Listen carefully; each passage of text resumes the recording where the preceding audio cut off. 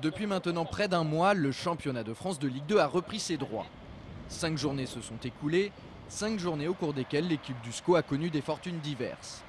Hier, pour la reprise de SCO News, nous nous sommes concentrés sur la dernière rencontre en date qu'ont disputé les hommes de Jean-Louis Garcia.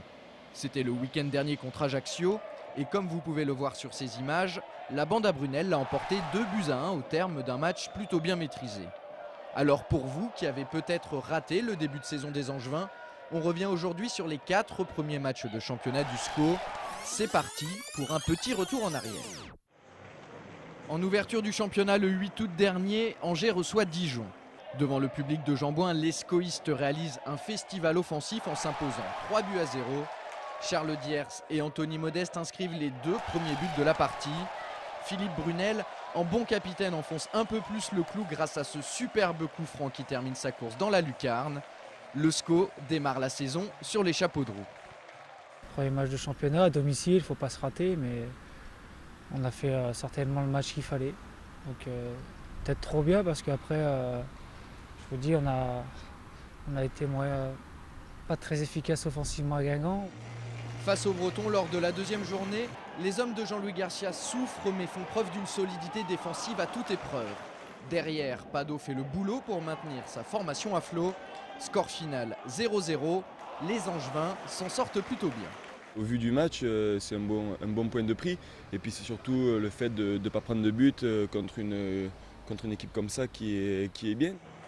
Une semaine plus tard, Angers reçoit Châteauroux, auréolé de son statut de leader du championnat après 2 journées. Sous une chaleur accablante, les joueurs du président Willy Bernard prennent l'eau de toutes parts.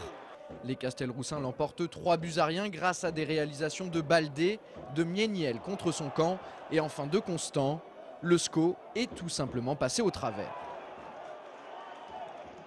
On a raté tout simplement notre match. Je crois que tous individuellement, on est passé à côté. Mais bon, c'est partie des matchs que tu peux rencontrer dans une saison. L'année dernière, on l'a connu à Lens. Là, on l'a connu un peu plus tôt dans la saison. Donc peut-être ça va être salvateur pour le reste de la saison. Donc nous, on l'a mal pris sur le coup. C'est vrai que c'est vexant. C'est donc avec un esprit revanchard que le SCO se rend au Havre pour la 4e journée. Tout au long de la rencontre, les 2 équipes vont se livrer un chassé-croisé digne de ce nom. Angers prend rapidement l'avantage sur pénalty avant d'être rejoint au tableau d'affichage 5 minutes plus tard. À peine 120 secondes après l'égalisation normande, le SCO repasse déjà devant grâce à son nouvel homme fort, Anthony Modeste. À la mi-temps, le SCO mène 2-1. Au retour des vestiaires, les Havrais font le forcing pour recoller au score.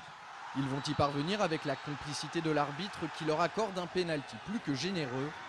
Jusqu'à la 90e minute, les SCOistes pensent tenir le point du match nul, mais c'était sans compter sur cette frappe d'Aïd Ben Idir qui transperce toute la défense. Score final 3-2 pour le Havre, un résultat cruel pour les protégés de Jean-Louis Garcia.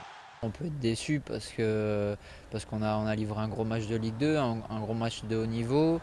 On n'a pas été récompensé, on a fait des efforts. Après les 5 premières journées, Angers totalise donc 7 points et occupe la 9e place du classement. Jean-Louis Garcia dresse un premier bilan.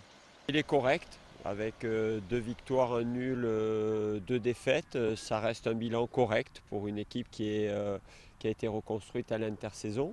On se retrouve maintenant demain pour un entretien avec le défenseur Thomas Mieniel.